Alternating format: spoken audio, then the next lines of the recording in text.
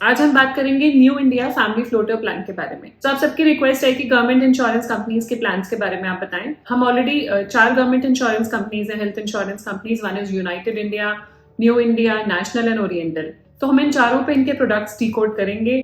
United India हम already कर चुके हैं। न्यू इंडिया के बारे में आज हम बात करने वाले हैं। New India family floater mediclaim plan के बारे में जानने से पहले न्यू इंडिया के बारे में जान लेते हैं। न्यू इंडिया गवर्नमेंट कंपनी है। कैशलेस हॉस्पिटल लिस्ट की बात करेंगे तो 3000 कैशलेस हॉस्पिटल्स हैं पैन इंडिया जहां आप ट्रीटमेंट ले सकते हैं। यहाँ पे आप ट्रीटमेंट टीपीए के थ्रू ले सकते हैं, मतलब थर्ड पार्टी एडमिनिस्ट्रेटर के थ्रू ही क्लेम अप्रूव किया जाता है। क्लेम सेटलमेंट रेशियो और इनकट क्लेम रेशियो की बात करेंगे तो वो है 92.68% और 100.83%। अब देखेंगे इस प्लान में क्या क्या फीचर्स हैं, क्या क्या इंक्लूजन्स हैं, क्या क्या एक्सक्लूजन्स हैं और कॉस्ट क्या पड़ेगी। वीडियो स्टार्ट करने से पहले मैं अपने आप को इंट्रोड्यूस करना चाहूंगी। मेरा नाम है गुरलीन कौशिक और मैं हूँ सर्टिफाइड फाइनेंशियल प्लानर। हर वीक आपके लिए वीडियोस लेकर आती हूँ जिससे कि आपकी पर्सनल फाइनेंशियल लाइफ इजी और हैप्पी बन पाए, क्योंकि हमारी कंपनी की टैगलाइन भी यही है, creating a wealth of happiness. चलते हैं वीडियो की तरफ। New India floater mediclaim plan.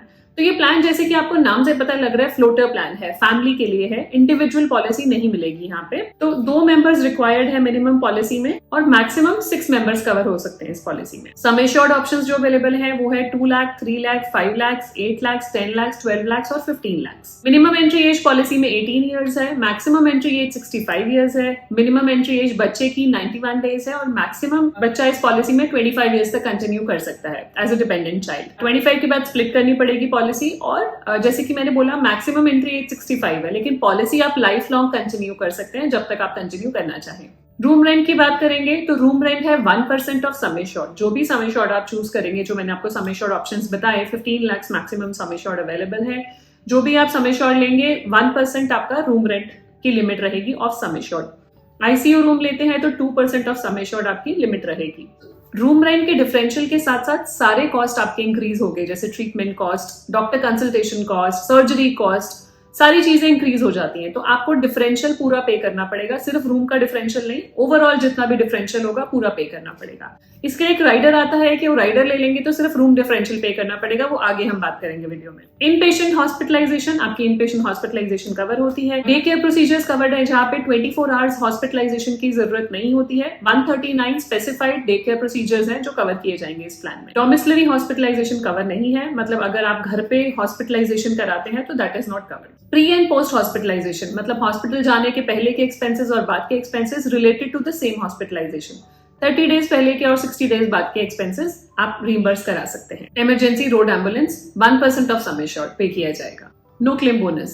No claim bonus है 25% हर साल दिया जाएगा अगर आप क्लेम नहीं लेते हैं और मैक्सिमम 50% दिया जाएगा और ये क्लॉबैक के साथ है। मतलब अगर आपने 10 लाख की पॉलिसी ली और आपने कोई क्लेम नहीं लिया तो आपको 2.5 लाख का नो क्लेम बोनस मिल जाएगा नेक्स्ट ईयर अगर आपने क्लेम नहीं लिया दोबारा तो फिर आपको 2.5 लाख का नो क्लेम बोनस मिल जाएगा। तो 10 लाख की पॉलिसी 15 लाख की होगी। अब आप यहाँ पे क्लेम ले लेंगे तो 2.5 लाख रिड्यूस हो जाएगा, तो प्रोपोर्शनेट रिडक्शन हो जाएगी पॉलिसी में नो क्लेम बोनस में अगर आप क्लेम ले लेते हैं तो। ऑर्गन डोनर एक्सपेंसेस, सारे एक्सपेंसेस कवर होंगे except the cost of organ. Ayush की भी हॉस्पिटलाइजेशन होती है। आयुष होता है आयुर्वेदिक, योगा, यूनानी, सिद्धा, होम्योपैथी। तो 25% ऑफ सम एश्योर्ड कवर्ड किया जाएगा आयुष हॉस्पिटलाइजेशन में। जो भी सम एश्योर्ड आप लेंगे, मान लीजिए 10 लाख की पॉलिसी ली तो 2.5 लाख तक ही आप आयुष की हॉस्पिटलाइजेशन का क्लेम ले सकते हैं। एक और इसमें कवर है which is called new born baby cover. नहीं, ये मैटर्निटी कवर नहीं है, वो maternity cover as a rider available है, उसके बारे में हम आगे बात करेंगे राइडर्स में। New born baby cover available है अगर मदर कवर्ड है पॉलिसी में फॉर द लास्ट 24 मंथ्स। अगर 24 मंथ्स तक फीमेल कवर्ड है एंड उनकी डिलीवरी होती है और न्यूबॉर्न बेबी आता है तो न्यूबॉर्न बेबी को भी पॉलिसी में ऐड कर दिया जाएगा from the date of birth, जब बेबी का बर्थ होता है, till expiry of the policy. हम मानते हैं कि पॉलिसी को ऑलमोस्ट 2.5 ईयर्स हो गए हैं और मदर कवर्ड है पॉलिसी में, फीमेल कवर्ड है एंड डिलीवरी होती है 2.5 साल के बाद। तो वहां पे क्या है, न्यूबॉर्न बेबी ऑटोमेटिकली पॉलिसी में कवर हो जाएगा फॉर नेक्स्ट 6 मंथ्स, क्योंकि 3rd ईयर पे रिन्यूअल होगा। तो 2.5 ईयर्स के बाद न्यूबॉर्न बेबी को कवर कर देंगे फॉर नेक्स्ट 6 मंथ्स। तो इसमें जरूरी नहीं है कि डिलीवरी एक्सपेंसेस पे किए हैं तभी न्यूबॉर्न बेबी को कवर करा है। तो एक डिफरेंट यूनिक फीचर है कि न्यूबॉर्न बेबी भी ऑटोमेटिकली कवर हो जाएगा पॉलिसी में। बताना चाहूंगी न्यूबॉर्न बेबी के कोई भी expenses, prenatal, postnatal से रिलेटेड, अगर प्री मेच्योर बॉर्न हुआ है तो कोई एक्सपेंस है तो वो पे नहीं किया जाएगा।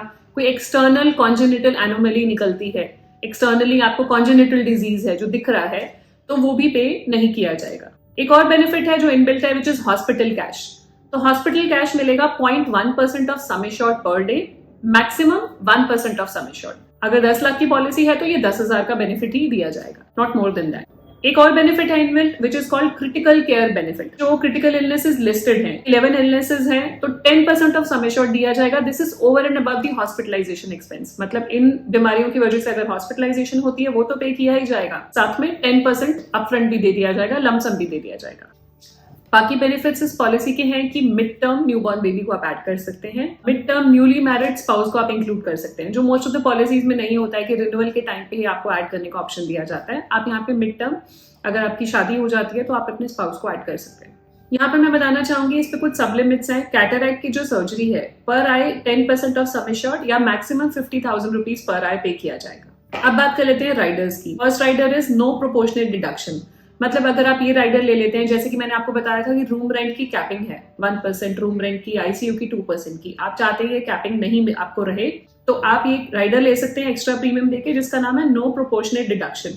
इसमें क्या होगा कि अगर आप ये राइडर ले लेंगे तो सिर्फ रूम का डिफरेंशियल ही आपको पे करना पड़ेगा। मतलब अगर 5,000 का रूम है और 10,000 के रूम पे आप जा रहे हैं तो सिर्फ जो रूम का डिफरेंस है पर डे 5,000 रुपए पर डे आपको पे करना रहेगा। बाकी जो एक्सपेंसेस बढ़ते हैं, जैसे रूम आपका अपग्रेड करने से बहुत सारे एक्सपेंसेस इंक्रीज हो जाते हैं, आपकी सर्जरी कॉस्ट इंक्रीज हो जाती है, ट्रीटमेंट कॉस्ट इंक्रीज हो जाती है, सब कुछ बढ़ जाता है, तो वो नहीं पे करना आपको। प्रोपोर्शनेट एक्सपेंसेस नहीं पे करने, आपको सिर्फ रूम रेंट का डिफरेंशियल पे करना है।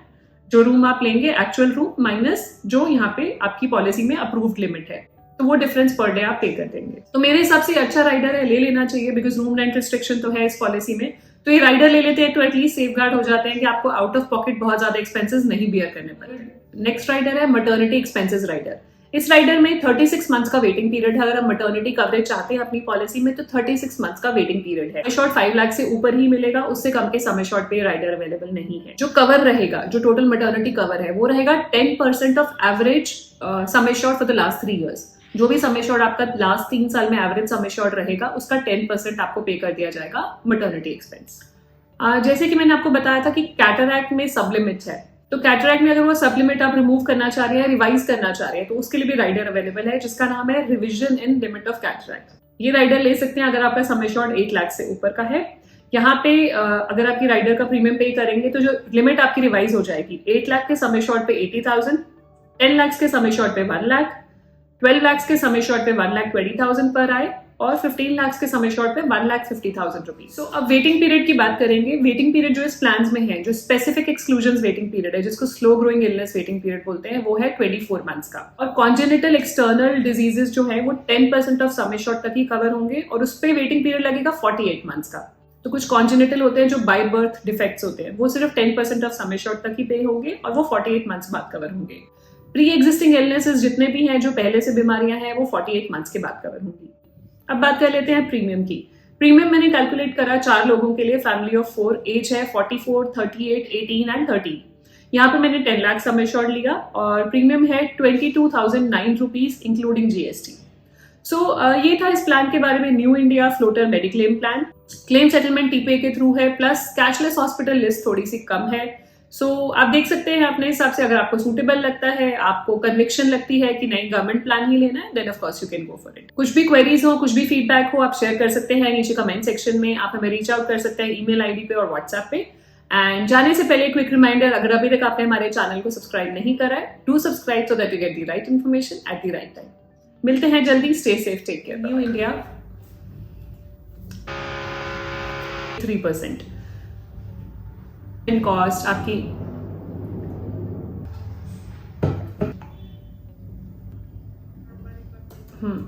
जी सर, ये ऑन है, बंद हो गया?